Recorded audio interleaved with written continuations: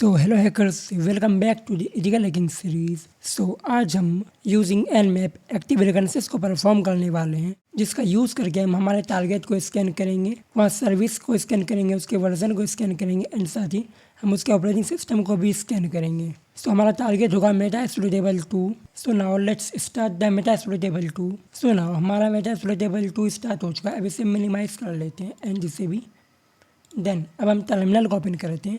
लेकिन आपके केस में आप काले लिनक्स को भी बूट करेंगे एंड वहाँ आप टर्मिनल को ओपन करेंगे।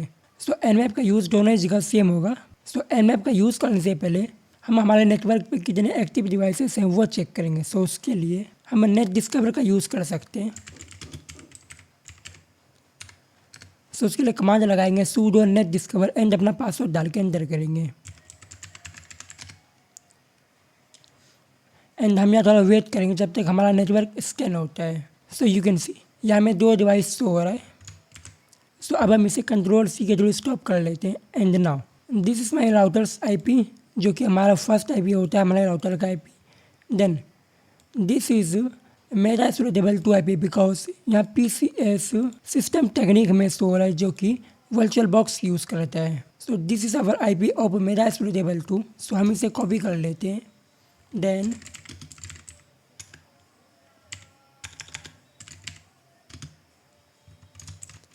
sudo nmap, देन हमारा होस्ट मेटाएक्सप्लॉइटेबल 2 का IP एड्रेस, देन -p जिससे हम सारे पोर्ट्स को स्कैन करेंगे जो कि हमारे मेटाएक्सप्लॉइटेबल 2 के ऊपर रनिंग में होंगे। Then -s capital T means हम TCP स्कैन को परफॉर्म करेंगे। Then -s capital V means हम वर्जन को भी डिटेक्ट करेंगे कि हमारे सिस्टम में कौन कौन से सर्विसेज के क्या वर्जन है। Then -o for operating system and now अब हम एंटर करते हैं एंड हम यहाँ थोड़ा वेट करेंगे जब तक हमारा मशीन स्कैन हो रहा है। मतलब हमारा जो मेटाएक्सप्लॉइटेबल 2 मशीन है वो हम यूजिंग गरुड़ा मशीन स्कैन कर रहे हैं, यानी कि हमारा मेन ऑपरेटिंग सिस्टम। बट आपके केस में आप काले लिनक्स का यूज़ करेंगे बिकॉज आपके पास विंडोज़ होगा। विंडोज़ के ऊपर ये यूँ ही वर्क नहीं करेगा। आप ये टास्क को यूजिंग काले लिनक्स ईजिली परफॉर्म कर सकते हैं। समझो अब active recognition and passive recognition के अंदर डिफरेंस क्या होता है। जैसे हमने लास्ट वीडियो के अंदर पैसिव रिकॉग्निशन को परफॉर्म किया था, तो वहाँ हम डिफरेंट साइट्स पर जा रहे थे एंड वहाँ से हम हमारे टारगेट की इन्फो को निकाल रहे थे। मीन्स हम हमारे टारगेट से डायरेक्टली इंटरेक्ट नहीं कर रहे थे। लेकिन यहाँ हम हमारे लोकल नेटवर्क के ऊपर हमारे मेटाएक्सप्लॉइटेबल 2 की पहले IP को निकालें, देन हम मेटाएक्सप्लॉइटेबल 2 को स्कैन कर रहे हैं। मीन्स हम यहाँ मेटाएक्सप्लॉइटेबल 2 की IP से डायरेक्टली इंटरेक्ट कर रहे हैं विया आवर लिनक्स मशीन। ना हमारा रिजल्ट आ चुका है। यू कैन सी यहाँ ये साइड पोर्ट्स हैं, ये स्टेट्स हैं, मीन्स वो किस स्टेट में। देन दिस इज सर्विस, वहाँ कौन से सर्विस रनिंग में है एंड हियर आर वर्जन्स, उस सर्विस के ऊपर कौन से वर्जन रनिंग में है।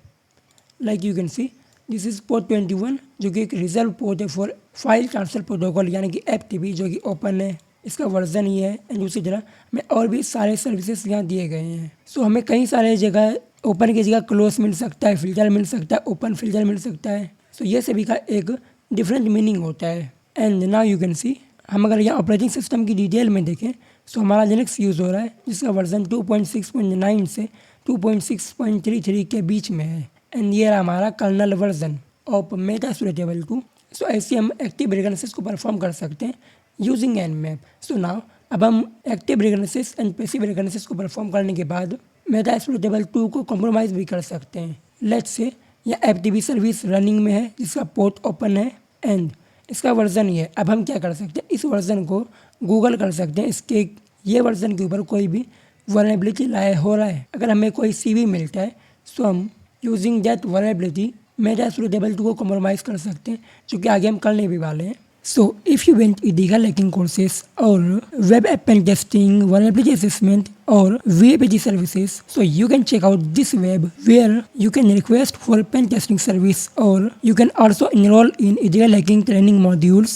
हम एक्टिव रिकॉग्निशन को परफॉर्म करने के लिए भी काफ़ी सारे टूल्स का यूज़ कर सकते हैं, लेकिन फ़िलहाल हमने अभी nmap का यूज़ किया है, वो इसलिए बिकॉज से काफ़ी ज़्यादा यूज़ होता है। बाय द वे इसका एक ग्राफिकल यूज़र इंटरफेस भी आता है जिसका नाम JNMap है।